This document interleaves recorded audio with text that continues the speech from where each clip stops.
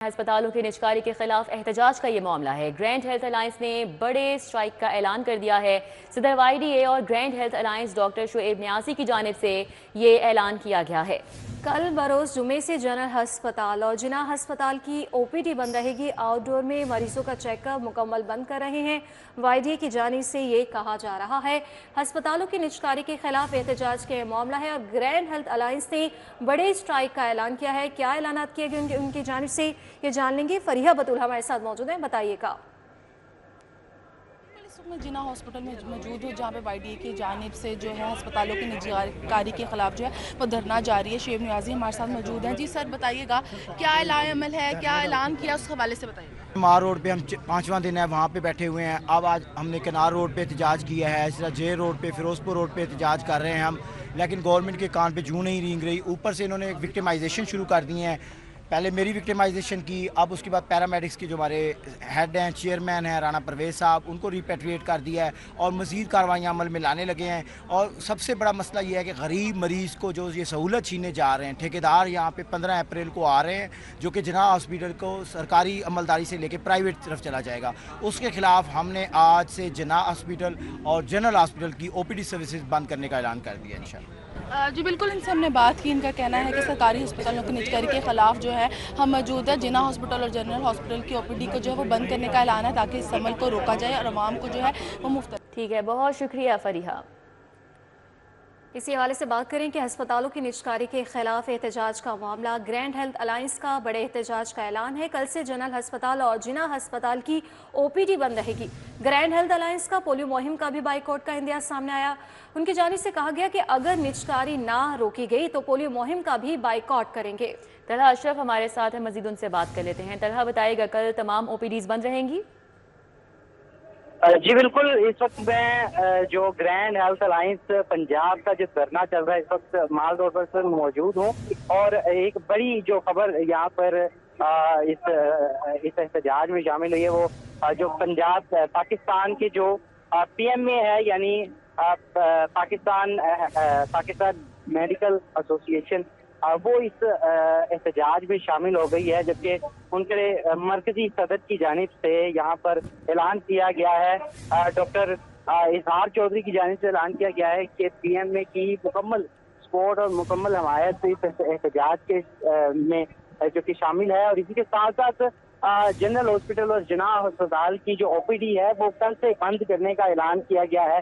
इसी के साथ साथ जो पूरे पंजाब के तमाम डिस्ट्रिक्ट हेल्थ यूनिट हैं उनको भी कल मुकम्मल तौर पर जो OPD है वो बंद रहेगी। लेकिन इसी के साथ साथ यहाँ पर जो इमरजेंसी है उसके खुले रहने की भी जो ऐलान यहाँ पर किया गया है। और यही कहा जा रहा है कि जब तक निजकारी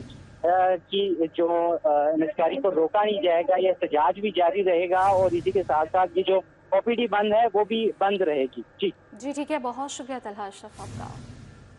उधर मॉल रोड पर एहतजाज और धरनों की वजह से कारोबारी उमूर शदीद मुतासिर हो चुके हैं। मॉल रोड से मुल्का सड़कों पर ट्रैफिक का दबाव बढ़ने से मार्केट पहुंचना मुश्किल हो गया है। एहतजाज से दुकानदार परेशान हैं। ताजिरों इंतजामिया से मॉल रोड क्लियर कराने का मुतालबा किया है। इसी पर मजीद तफसीलात जान लेंगे शहजाद खान अब्दाली से। बताइएगा इसका क्या सूरत हाल है। पंजाब हुकूमत की जानब से हाई कोर्ट की डायरेक्शंस हैं और मॉल रोड पर एहतजाज और धरनों पर पाबंदी है, लेकिन इसके बावजूद मॉल रोड गुज़श्ता कई रोज से एहतजाज और धरनों का मस्कन बना हुआ है। और इस तमाम सूरत हाल में सबसे ज़्यादा माल रोड के ताजर और इससे मुल्का जो मार्केटें हैं उनके ताजरान बुरी तरह से मुतासर हो रहे हैं। और इस वक्त माल रोड के सदर सुहेल महमूद भट्ट और चेयरमैन साहब भी हमारे साथ मौजूद हैं। इन दोनों शख्सियात से बात करते हैं। और सब मुख्तसर फरमाइएगा कितना कारोबार डैमेज हो रहा है। बिस्मिल्लाहिर्रहमानिर्रहीम। हकीकत तो ये है कि जब से ईद की छुट्टियां ख़त्म हुई हैं और हमारे जो शॉप्स हैं वो खुली हैं, कोई कारोबार नहीं हो, किसी किस्म का कोई ग्राहक मौजूद इसकी वजह नहीं। ये है कि लोगों के पास पैसे नहीं है या एहतजाज है? ये एहतजाज की वजह से सारे रास्ते बंद हैं और ये सारे रास्ते माल रोड के बंद होने की वजह से मुल्हिका जो मार्केटें और जो रोड्स हैं वो भी ब्लॉक हैं। भाई साहब, क्या चाहते हैं गवर्नमेंट से, कोई सजेस्ट करें कि इसका क्या सोल्यूशन निकाला जाए? मेरा तो ये पुराना मुतालबा है कि नासिर बाग को आप एहतजाज के लिए एक जगह बना दें और वहाँ पर एक स्टेज बना के और माइक वगैरह दे दें और वहाँ पर ही सिर्फ मीडिया को कवरेज करनी चाहिए। इसके अलावा कहीं भी एहतजाज हो तो वो कवरेज नहीं करनी चाहिए। बिल्कुल जी, आपने इन दोनों शख्सियात की गुफ्तगू सुनी। इस हवाले से दोनों शख्सियात ये कहते हैं कि तो एक तो माल रोड पर जो कवरेज है वो मुकम्मल तौर पर बंद होनी चाहिए, और ठीक है, इसके बहुत अलावा शुक्रिया शहजाद। बानी पीटीआई की 9 मई के 8 मुकदमात में जमानत की दरख्वास्तों पर समाअत 14 अप्रैल तक मुलतवी कर दी गई है। 2 रुकनी बेंच ने बानी पीटीआई की दरख्वास्तें जमानतों पर समाअत पीर को 1:30 बजे तक के लिए मुलतवी कर दी है। High court justice Syed Shahbaz Ali Rizvi और जस्टिस तारिक सलीम शेख पर मुश्तमिल बेंच ने समाअत की है। तमाम मुकदमात के तफ्तीशी अफसरान और स्पेशल प्रोसिक्यूटर्स अदालत पेश हुए। बानी पीटीआई के वकील बैरिस्टर सुलेमान सफदर ने दलाइल मुकम्मल कर लिए। इंसदादी दहशतगर्दी कोर्ट ने 8 मुकदमात में बानी पीटीआई की दरख्वास्त से जमानतें खारिज की थी। बानी पीटीआई ने जिना हाउस हमला केस और दीगर मुकदमात में हाई कोर्ट में दरख्वास्त दायर की। General bus stand Badami Bagh की भी सुनी गई। बस स्टैंड के पानी के निकास के मंसूबे पर काम तेजी से जारी है। 20 करोड़ की लागत के मंसूबे से बस अड्डे का देरीना मसला हल हो चुका है। तफसीलात बता रहे हैं ताहिर जमील खान। जी Tahir. General bus stand Badami Bagh जहाँ पे मसाइल के अंबार हम रहते थे, और ख़ासकर जब बारिश होती थी तो यहाँ पे बारिश का पानी खड़ा हो जाता था। सीवरेज के मसाइल भी थे, यानी कि पानी का निकास जो था उसका बड़ा देरीना यहाँ पे एक मसला चला आ रहा था। लेकिन अब यहाँ पर खुशखबरी ये है मुसाफिरों के लिए भी और यहाँ पे जो बस के ऑनर्स हैं उनके लिए भी कि यहाँ पर अब सीवरेज लाइन बिछाई जा रही है।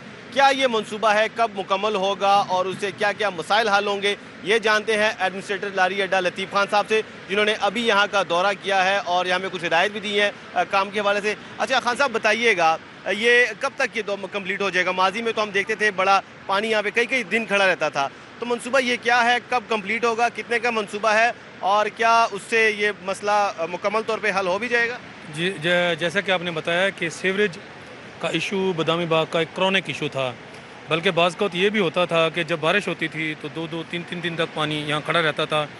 उसकी वजह सिर्फ ये है कि जब ये अड्डा बना था, ये बना था 1963 में, उसके बाद इर्द गिर्द में आबादियाँ बनती गई हैं, उनका लेवल जो ऊंचा हुआ है। इस वक्त जो बादामी बाग है ये लो लाइंग एरिया, ये इर्द गिर्द से तकरीबन 2 से 3 फुट नीचे है।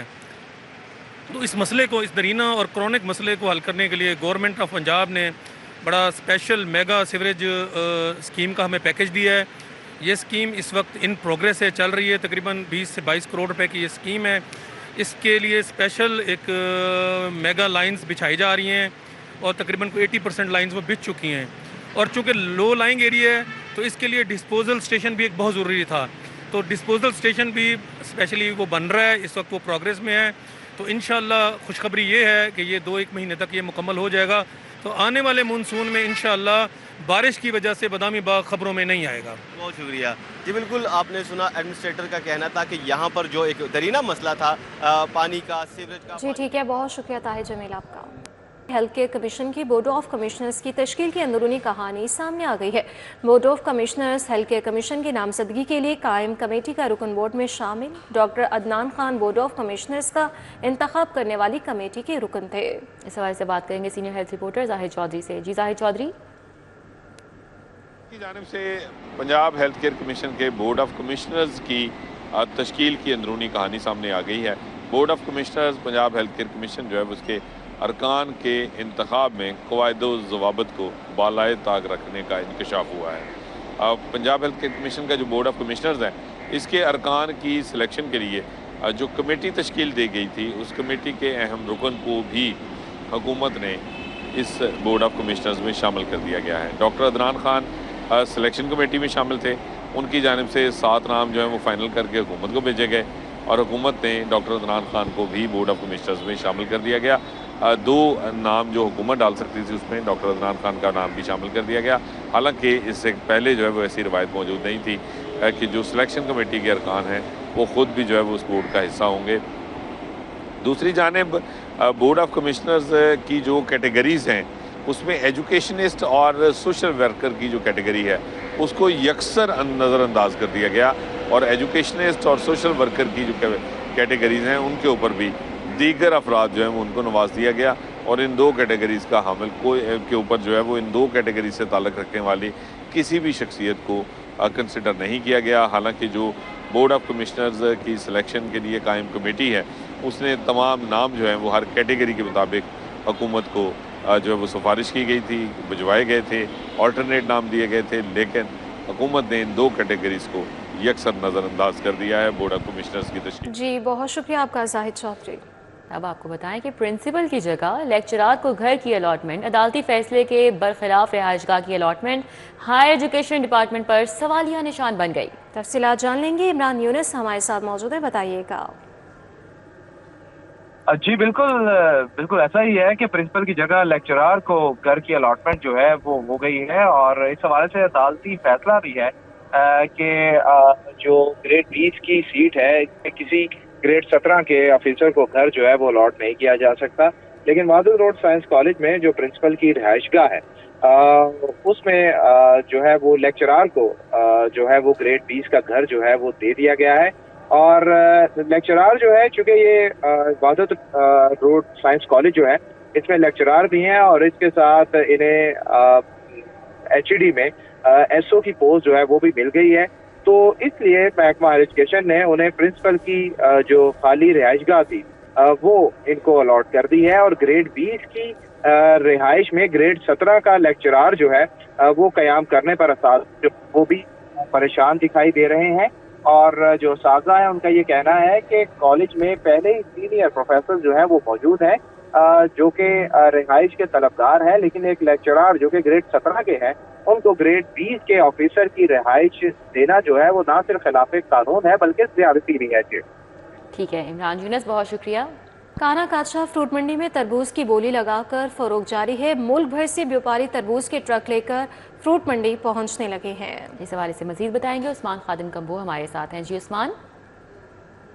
लाल है, हसारा दाना लाल है। इस वक्त मैं मौजूद हूँ काना कादशाह फ्रूट मंडी में और तरबूज जो है यहाँ पे ट्रकों के ट्रक भर के आ रहे हैं और सिर्फ लाहौर के करीबी इलाकों से नहीं बल्कि सिंध और जनूबी पंजाब तक से यहाँ पे आ रहे हैं, पूरे लाल हैं। जो आवाज़ लगाई जाती है, हमारे साथ यहाँ पे व्यापारी भी मौजूद है, उनसे पूछ लेते हैं सर ये आवाज़ लगाने का क्या मकसद होता है? जो आवाज़ लगाते हैं और आवाज़ लगा के तो दिखा देते हैं। ये सर आवाज़ लगाने का ये मकसद होता है, जो हमने फसल माशाल्लाह लगाई होती है ना ज़मीनों में, तो जब हम ये काश्त जब हम ये इसको लेके आते हैं ना, हम इसमें दाना चुनकर पका लेके आते हैं और जब इधर यहाँ मंडी आके जब सेल करते हैं, जब इतने करिए ये मार्केट में दिखाएंगे नहीं ना तो हमसे ये कस्टमर ले। किस इलाके से आए हैं आप और कितना माल लेके आए? ये भाई 300 मन इसमें तरबूज वजन है और मामू कांजन से सर लेकर आए। ठीक है, और ये कैसा काम चल रहा है? सेटिस्फाइड है, खुश हैं जो रेट लग रहे हैं जिस तरह बिक रहा है? भाई शुक्र है अल्लाह का, वो तो अपने नसीब लेने।